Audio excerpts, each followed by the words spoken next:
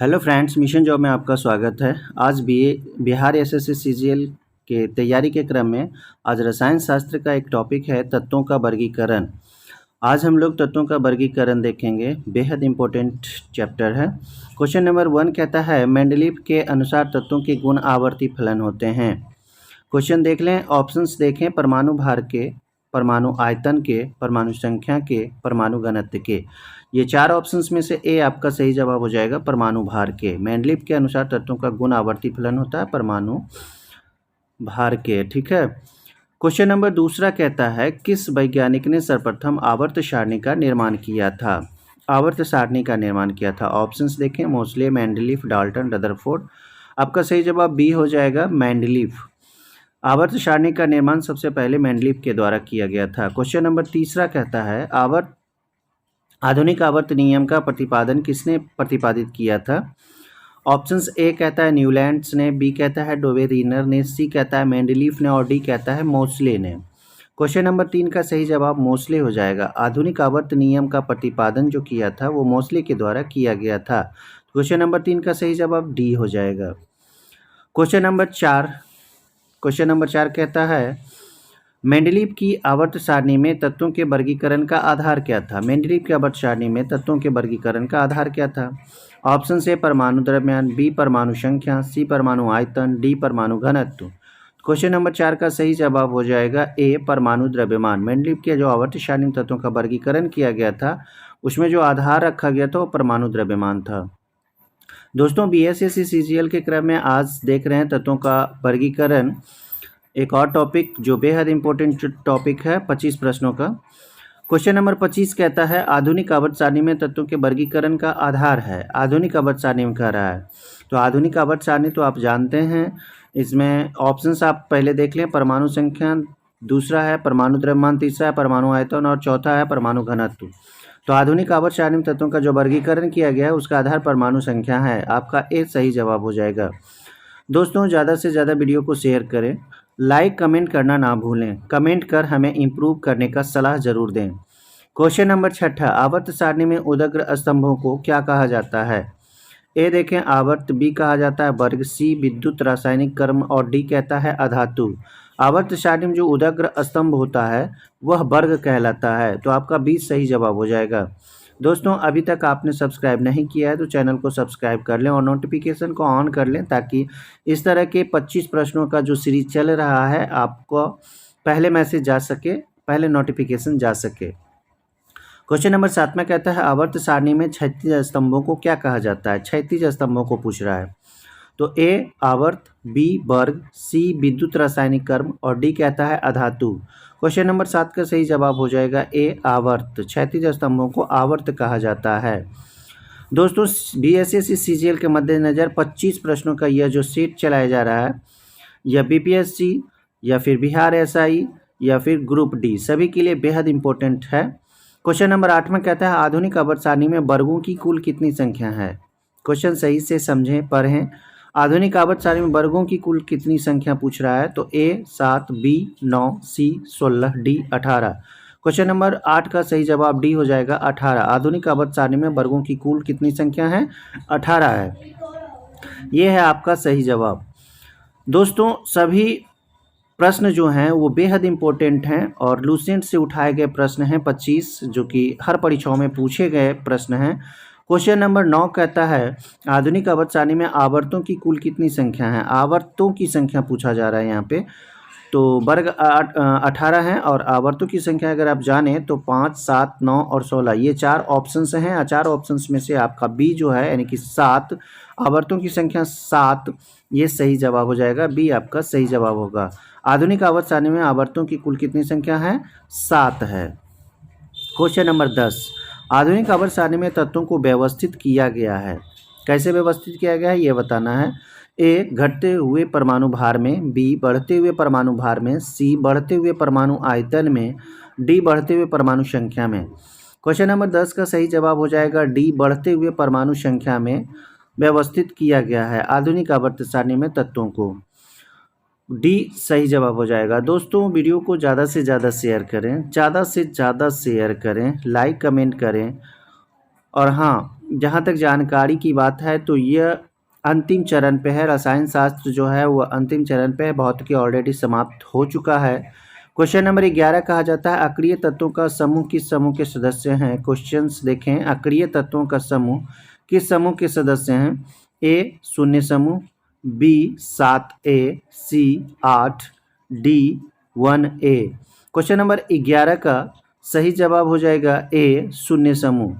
दोस्तों वर्ग जो होते हैं वो 9 होते हैं और उसका 9 उपवर्ग भी होता है। इस तरह से 18 वर्ग होते हैं, याद रखना है इस चीज़ को। क्वेश्चन नंबर 12 कहता है क्षार धातुओं को आवर्त सारणी के किस समूह में रखा गया है। ए बी करके वो जो उपवर्ग बनाया गया है ए बी करके है। तो यहाँ पे आप देखें ए 1A है, बी में 1B है, सी में 2B है, डी में 3B है। तो क्वेश्चन नंबर 12 का सही जवाब ए हो जाएगा 1A। क्षार धातुओं का आवर्त सारणी के किस समूह में रखा गया है, तो ए आपका सही जवाब हो जाएगा। क्वेश्चन नंबर 13 देखें, ज्ञात सभी तत्वों में से सबसे भारी धातु कौन है। भारी धातु की बात की जा रही है, जितने भी ज्ञात तत्व हैं, चांदी है, सोना है, पारा है, ऑस्मियम है, तो सभी में से सबसे भारी धातु जो है ऑस्मियम है। क्वेश्चन नंबर डी सही जवाब हो जाएगा 13 का। क्वेश्चन नंबर 13 का सही जवाब डी हो जाएगा ऑस्मियम। दोस्तों बेहद इम्पोर्टेंट है और लूसेंट क्यों पर हैं, आप उसमें सारा विश्लेषण देख सकते हैं, क्यों प्रश्नों को उठाया जा रहा है और प्रश्न कहाँ से लड़े हैं। क्वेश्चन नंबर 14 कहता है ज्ञात सभी तत्वों में से सबसे हल्की धातु कौन है। ऑप्शंस देखें, magnesium, aluminium, platinum, lithium. Question number 14 का सही जवाब हो जाएगा लिथियम। सबसे भारी धातु की बात करें तो ऑस्मियम है और सबसे हल्की धातु की बात करें तो लिथियम है। दोस्तों सभी प्रश्न हूबहू लड़ते हैं, लूसेंट से हूबहू प्रश्न उठाए जाते हैं और लड़ते हैं। इसका विश्लेषण मैंने किया है, आप जरूर देखें। क्वेश्चन नंबर 15 कहता है ज्ञात सभी तत्वों में से सबसे हल्का तत्व कौन है। अब सबसे हल्का तत्व की बात, अभी तो धातु की बात हो रही थी, सबसे हल्का तत्व की बात हो रही है। तो ए कहता है हाइड्रोजन, बी कहता है हीलियम, सी कहता है लिथियम, डी कहता है सोडियम। तो क्वेश्चन नंबर 15 का सही जवाब ए हो जाएगा हाइड्रोजन। सबसे हल्का तत्व है हाइड्रोजन। धातु की बात अगर करें तो लिथियम है और सबसे हल्का तत्व की बात करें तो यहाँ पे हाइड्रोजन हो जाएगा। क्वेश्चन नंबर 16 देखेंगे, कौन सा तत्व सबसे अधिक ऋणात्मक तत्व है। ऋणात्मक की चर्चा है। ऑप्शंस ए देखें ऑक्सीजन, बी कहता है फ्लोरीन, सी कहता है सोडियम, डी कहता है क्लोरीन। क्वेश्चन नंबर 16 का सही जवाब हो जाएगा बी फ्लोरीन। सबसे अधिक ऋणात्मक तत्व फ्लोरीन होता है। दोस्तों प्रश्नों का जो स्टैंडर्ड है आप देख सकते हैं, लूसेंट से उठाया गया प्रश्न है और परीक्षाओं में हूबहू प्रश्न लड़ते हैं।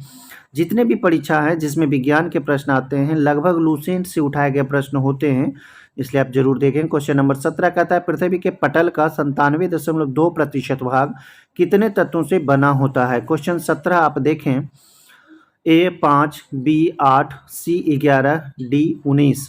तो पृथ्वी का जो पटल होता है वो 100% में से 97.2% भाग 8 तत्वों से मिलकर बना होता है, यानी कि आपका बी सही जवाब हो जाएगा।